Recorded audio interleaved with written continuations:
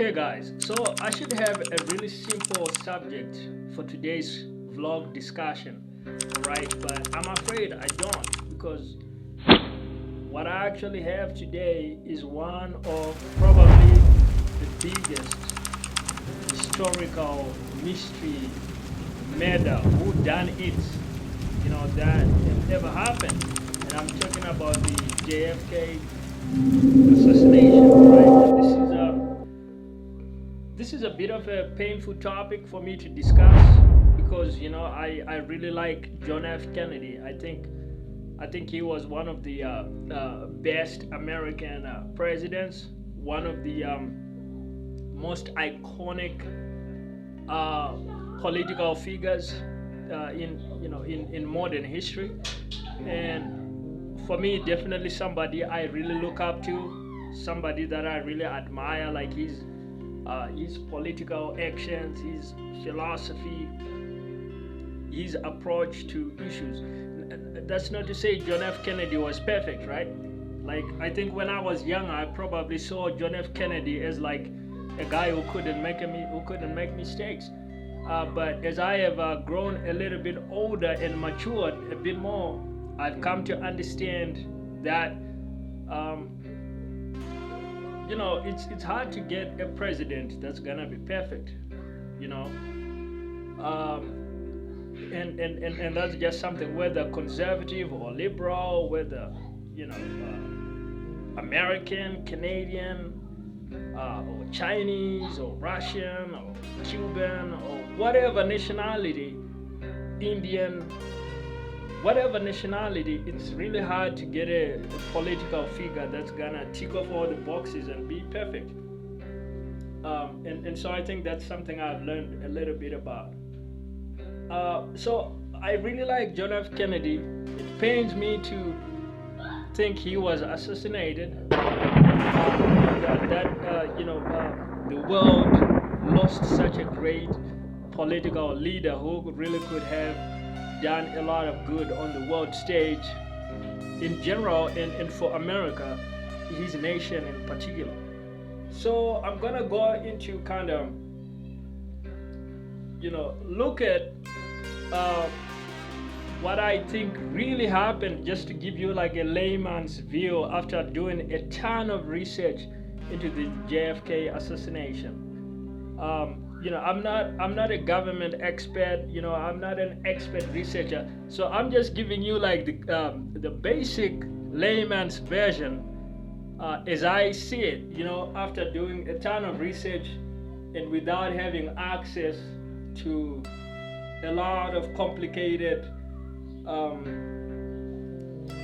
sensitive or classified information, right? This is just me, just an interested individual, a layman, just looking at publicly available information from Wikipedia and Google and places, and just giving you my view on what happened. But also, this brings into mind, I'm also gonna share with you guys kind of like my advice for you if you're ever gonna be president, and trying to avoid getting assassinated. I'm gonna give you my biggest tip for that, as well as give you my own perspective for why I don't want to be president, right? Now you might call me a coward or whatever, but that's all right. That's okay. So I did a ton of digging into the JFK assassination story some years back, just because I was really curious about what really happened. I really liked the JFK, like who was interested in taking out such a great guy. And you look at the official narratives, right? That okay, some lone gunman came out to kill him. Now, I want to make like two general points, right? First of all, that one, this was a political assassination. This wasn't a highway mugging where somebody comes up on the highway to some random guy and just mugs him to get his gold watch or his Rolex, or to grab his briefcase because there might be gold bars in there or something like that. Like, that wasn't like a highway mugging or a burglary, a house break-in, a breaking into his car to take valuable merchandise out. One, this was a political assassination. So that means when looking at this, you kind of need to look at the pattern of political assassinations. Now, political assassinations, guys, that means it's politically motivated. It's not some guy trying to kidnap him and get a huge ransom payout or something like that. It's taking out a political actor for one reason or another. So we have to look at this in that lens. And then point number two is that in political assassinations, at least the ones that I have looked at, the assassin doesn't act alone. Like, this theory about like the lone wolf gunman, it's almost always wrong in political assassinations. I'll give you just kind of like to put you in the shoes of how these things really happen. Like, look at the start of World War One with the assassination of Archduke Ferdinand.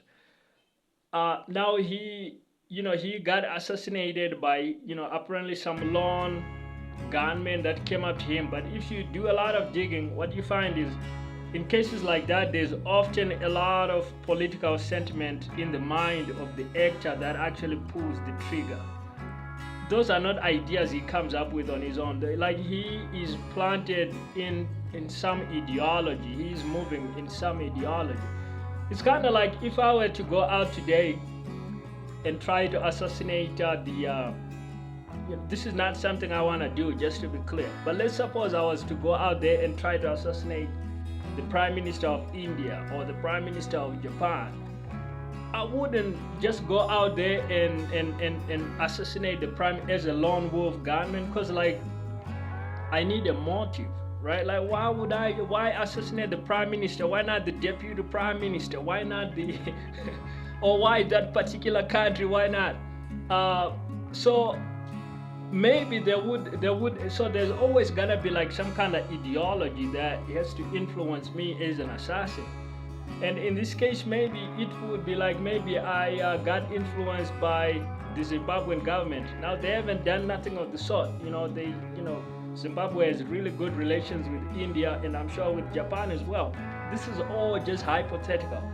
So maybe I'd get some kind of influence, some ideology. Maybe we're fighting a war with India or Japan, and out of that, somebody sets me up to go pull the trigger. So when I go in, I'm just somebody that's flowing in the current of the ideology, and likely have some people that are much higher up that have set up the whole thing. So you have to really look at like political movements. That's how, like, once something is a political assassination, these are the modus operandi of how such things happen. Like the lone gunman thing, that Lee Harvey Oswald or some other lone gunman could have organized an assassination himself. Like, that's this is again the layman's perspective. Disclaimer, right? This is not political science. This is just the layman's version, right? This is just let's look at a layman's rules of thumb. Just looking at simple facts without any complex knowledge, any complex analysis, any complex nothing of the kind. This is just like 5th grade stuff, how a 5th grader might look at this stuff, right? Is not forget the lone gunman thing. So who actually did it? Now, I did a lot of analysis, guys, to figure this thing out, and what I found was that John F. Kennedy was at war with the CIA, and apparently the FBI might have been corrupted from within as well. And if you look at his Secret Service, on the actual day of the assassination, it looks like they too were influenced. So if you look at it, you got 3 government agencies that could have conspired to check him out. And then you look at who actually pulled the trigger. I happen to be watching or reading or studying some mafia sources. of all things, like I didn't ever think before that the mafia could have had anything to do with John F. Kennedy's assassination until I happened to read some materials from mafia sources. The mob, Cosa Nostra, the American mob, mobsters, gangsters, things like that. And apparently some mafia hitmen were involved in the actual assassination. So it's possible, it's very possible that the guys that actually pulled the trigger could have been mafia mob hitmen, hired guns. At least that's the way I see it. I would think that it was a mobster hitman hired by corrupt government agencies that actually went down and pulled the trigger.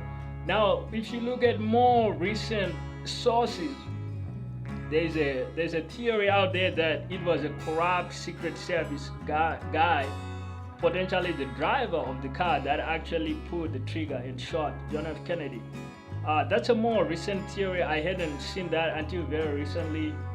Some people think that's what happened. My own theory was that it was a mob hitman paid by the government, corrupt government agencies. So you got two theories about who pulled the trigger in that. But I think both of them would agree that the idea of the lone gunman thing, like, that's completely bunkum. So there you have it, guys. Of the two, I'm not completely sure which one is correct, because again, this is just a layman's perspective, guys. I don't have any secret documents. I haven't looked at any secret information, so I wouldn't know, right? You gotta make your own call about the two. So let's suppose you're a president. How are you gonna protect yourself from getting assassinated? So the number one tip I would give you guys, something I read online about Fidel Castro, apparently how he actually avoided getting assassinated, because there were so many assassination attempts in his life. But apparently he says the number one thing that has kept him safe is that he actually manages, that he actually used to manage his own, the one thing that kept him safe was he actually used to manage his own, when he was president, he actually used to manage his own security on his own, rather than relying on some agency or some organization to run security for him. So I think that's a really good tip, right? At least if you manage your own security, you are more responsible, and hopefully you are not thinking of getting yourself assassinated. Hopefully you are not conspiring against yourself to get yourself assassinated. But who knows? There might be some hardcore guys out there that just can't help themselves but conspire against whoever is in power, even if that person happens to be them.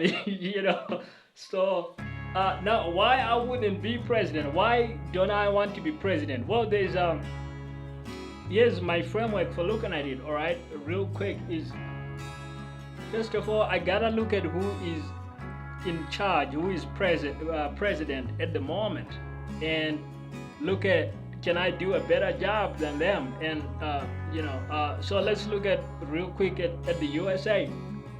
You got President Joe Biden, you got VP Kamala Harris, as kind of like the incumbents, right?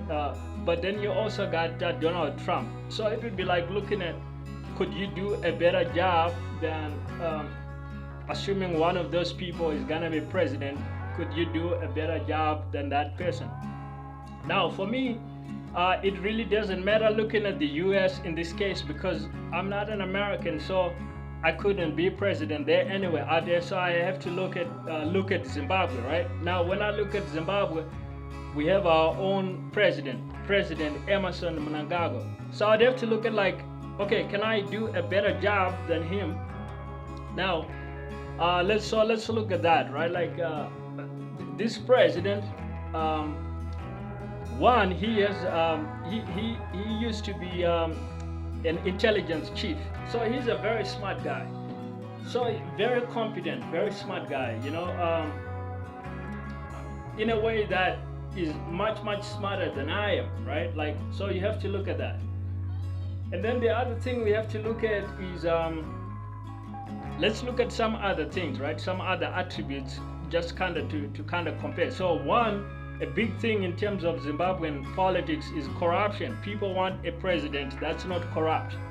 Now, surprisingly, this is, or not surprisingly, this is an area where I could probably do much better because I don't have huge networks of people that are used to taking bribes and have existed on bribe taking and things like that. Whereas when you look at kind of like ruling elites, it's kind of typical that they have huge networks of people, and some of these people will be corrupt, very corrupt. So on that aspect, if I went in as a president, no existing networks of potentially corrupt people, I could probably do better on that front. But that's just one aspect. I mentioned that because that's important in the Zimbabwean perspective. A lot of voters are worried always about corruption. But that's just one aspect of being a president. Now, you also have to look at our skills. The other thing is look at your knowledge of kind of like industry and things like that. So let's look at if you look at Zimbabwe, at the Zimbabwean economy in particular, there's and you look at the existing president, right? He has a lot of business knowledge. He has a lot of knowledge about agriculture and mining. Now, I know a little bit about business, but I know virtually nothing about agriculture and mining. But our president, this president, actually knows a ton about agriculture and mining. And those happen to be, by the way, the two most important industries for Zimbabwe. Like, that's pretty much our entire economy is agriculture and mining. So on that front, he comes out so much better. He knows a lot of stuff that's gonna be practically important for driving our nation forward. So now he's doing much even better than I am in the ranking. Like the competence, levels is he can do a much better job than I can. And then let's look at like the final factor, which is gonna be again something unique to Zimbabwe, uniquely important to Zimbabwe, is that this president is a liberation war hero, right? He's one of those guys that would be buried at the hero's acre, and rightfully so. He actually fought in Zimbabwe's liberation struggle. Something I as a Zimbabwean highly respect him for. He wasn't one of those guys that were hiding out in the back when everybody else was fighting the big fight, right? He was actually on the ground organizing the fight and helping us win our independence. So that's big. I mean, that's big enough that, I would have to say, like, even if I was more competent on any of the other things, like this on its own is big enough that you should be president. I shouldn't be president. And honestly, so I don't want to be president because we have a much more competent leader actually doing this work. So that's just some of the things that you would have to look at, and definitely for me, that means that I don't want to be president. There's a much better person able to do the job. And hopefully if he can just maintain peace in our country and keep the economy going and solve some of the corruption problems that happen in any country, and get the economy strong and kind of keep everything humming along and things like that, I think he can be a really great president. So there you have it, guys, my perspective on the JFK assassination, who did it, why, and also how to protect yourself if you ever become president.